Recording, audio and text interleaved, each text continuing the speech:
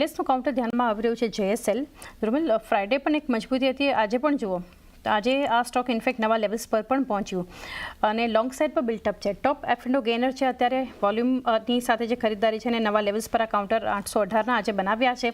કઈ રીતે આપ સલાહ આપશો જેએસએલ માટે? સો ઓવરઓલ આઉટલુક સ્ટોકમાં પોઝિટિવ જ છે. ઓલ્ધો અગેન ડેલી ટાઈમ ફ્રેમ પર આપણે જોઈએ સ્ટોક એના ઓવરબોટ ટેરેટરીમાં એન્ટર થાય છે અરાઉન્ડ આરએસઆઈ સેટ 75. EDX બી આપણે જોઈએ તો સારું એવું લોઅર એન્ડથી મોમેન્ટમ દેખાડી દીધું છે. સો મને લાગે છે શોર્ટ ટર્મમાં એક પ્રોફિટ બુકિંગ ઓવરડ્યુ છે જ્યાં 800 795 will be a good entry level. Upside પર જેમાં ટાર્ગેટ બનશે 825 અને 850 ના બનશે. સો આઉટલુક પોઝિટિવ છે. ઓલ્ધો બાય ઓન ડિપ્સની અપ્રોચ રાખવું જોઈએ. ઇફ 795 798 800 આ લેવલ્સ આવે છે તો ત્યાં બાય કરો. ડાઉન સાઇડ પર આપણો સ્ટોપ લોસ રહેશે એ થોડો ડીપ રહેશે. ઇટ વિલ બી ઓફ 765 અને અપસાઇડ પર બે ટાર્ગેટ્સ માટે તમે બાઇંગ કરી શકો છો 825 અને 840. 825 840ના એક લેવલ્સ બતાવી શકે છે જિંદાલ સ્ટેનલેસ.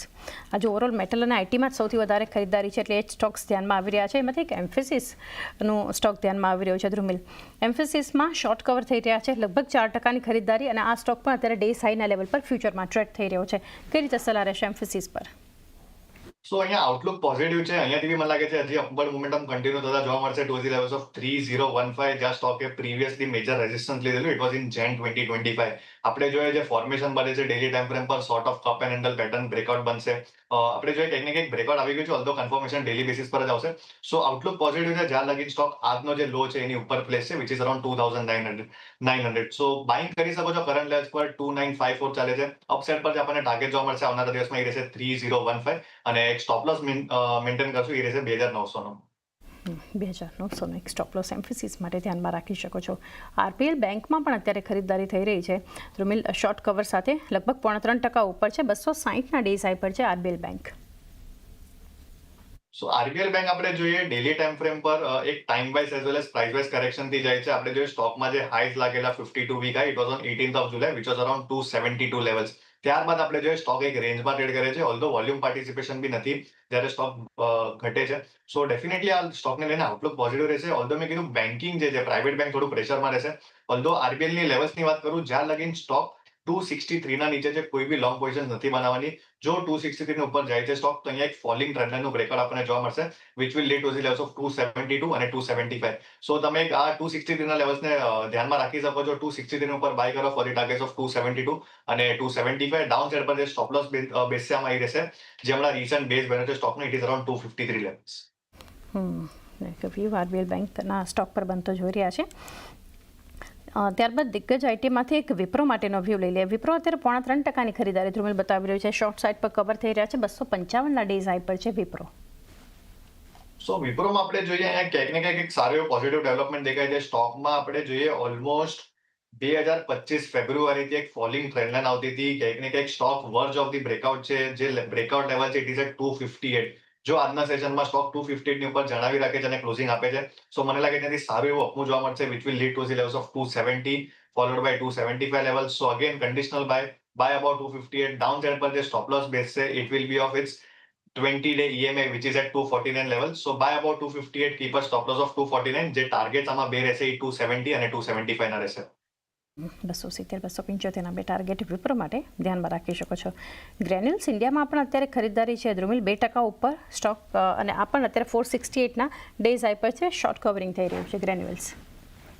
સો આમાં આપણે જોઈએ સ્ટ્રક્ચર એક સિમિલર ટુ ફોલિંગ વેજનો દેખાઈ રહ્યો છે જેનું કન્ફર્મેશન આપણને 470 ની ઉપર જોવા મળશે. વોલ્યુમ પાર્ટિસિપેશન બી જોઈએ. આપણે જોઈએ ઓલમોસ્ટ ફર્સ્ટ વીક ઓફ ઓગસ્ટથી જ્યારે સ્ટોક પોઝિટિવ ક્લોઝ થાય છે ત્યારે વોલ્યુમ પાર્ટિસિપેશન અબાવ એવરેજ હોય છે. સો ડેફિનેટલી તમે આ સ્ટોકને કરંટ લેવલ્સ પર બાઇંગ કરી શકો છો. લોઅર એન્ડ પર જે આપણો સ્ટોપ લોસ રહેશે it will be of 450. Upside પર જે નેક્સ્ટ રેઝિસ્ટન્સ દેખાય ચાર્ટ પર ઇટ ઇઝ એટ 491 અને બીજો મેજર રેઝિસ્ટન્સ એ 500 નો છે. સો કરંટ લેવલ્સ પર તમે બાય કરો. બે ટાર્ગેટ્સ રહેશે 491 અને 500 ના અને લોઅર એન્ડ પર જે આપણો સ્ટોપ લોસ રહેશે એ 450 નો રહેશે. 491 500ના ટાર્ગેટ ધ્યાનમાં રાખો. 450ના સ્ટોપ લોસ ગ્રેન્યુલ્સ માટે. Adani total gas Dhrumil long side પર બિલ્ટઅપ છે. અહીંયા 2% ઉપર છે અત્યારે સ્ટોક. આ પણ ડે હાઈ પર ટ્રેડ થઈ રહ્યો છે. કઈ રીતે સલાહ આપશો અદાણી ટોટલ ગેસ?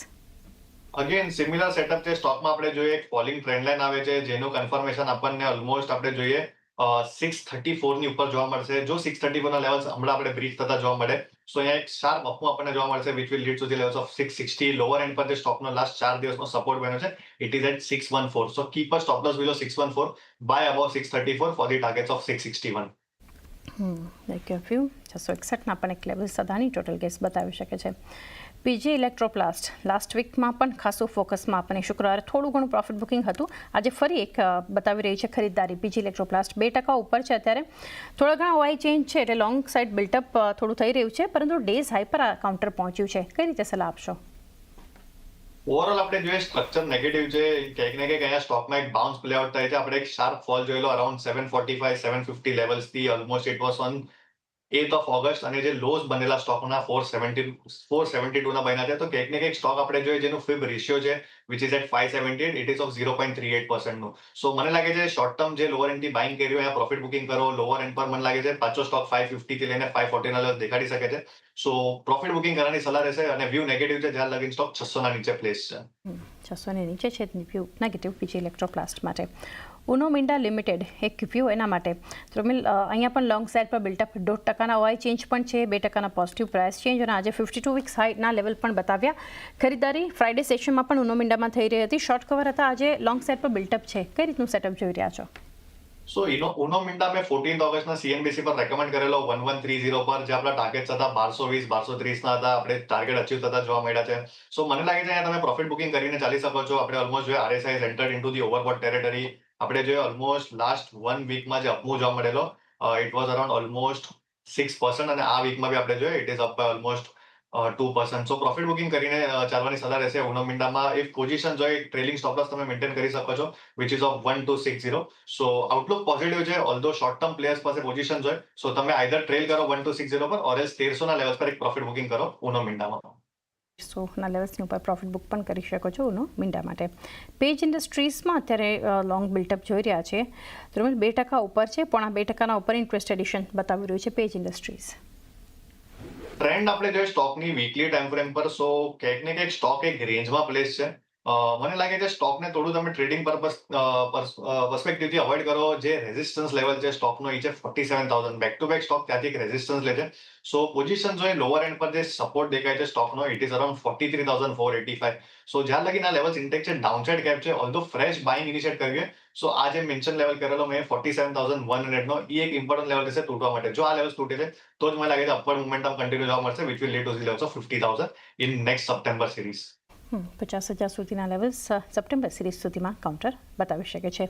યુપીએલમાં પણ અત્યારે ખરીદારી 2%થી વધુની જોઈ રહ્યા છે આપણે. ધ્રુમિલ ઓઆઈ એડિશન પણ છે અને 729 ઇનફેક્ટ 730ના અત્યારે ડેઝ હાઈ પર છે યુપીએલ. આપણે જોઈએ ડેલી ટાઈમ ફ્રેમ પર સ્ટોક એક બ્રેકઆઉટ લેવલ પર પ્લેસ છે. મને લાગે છે અહીંયા સારું એવું આપણને અપમૂવ જોવા મળશે જે લીડ કરશે ટુ ધી લેવલ્સ ઓફ 760 775. આપણે જોઈએ ઓલમોસ્ટ સ્ટોકે જે હાઈસ લગાડેલા which was of 29 July it was around 734. Stock હમણાં ત્યાં જ છે. સો ડેફિનેટલી તમે આ કરંટ લેવલ્સ પર બાય કરો. અપસાઇડ પર ટાર્ગેટ રહેશે 765 775 ના. ડાઉન સાઇડ પર એક સ્ટોપ લોસ આપણે મેન્ટેન કરશું એ રહેશે 713 નો. જ્યાં લગીન 713 ની ઉપર યુપીએલ પ્લેસ છે આઉટલુક પોઝિટિવ છે નિયર ટર્મ માટે.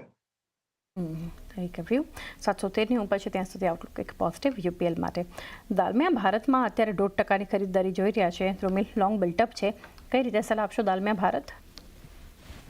ઓવરઓલ આપણે સ્ટ્રક્ચર જોઈએ હાયરનું ફોર્મેશન છે. ડેલી ટાઈમ ફ્રેમ પર બી આપણે જોઈએ બેક ટુ બેક લાસ્ટ વીકથી કન્વિન્સિંગ કેન્ડલ્સ નથી બનતા. સ્ટોક ઉપર જાય છે ઓલ્ધો એક સેલિંગ પ્રેશર જોવા મળે છે.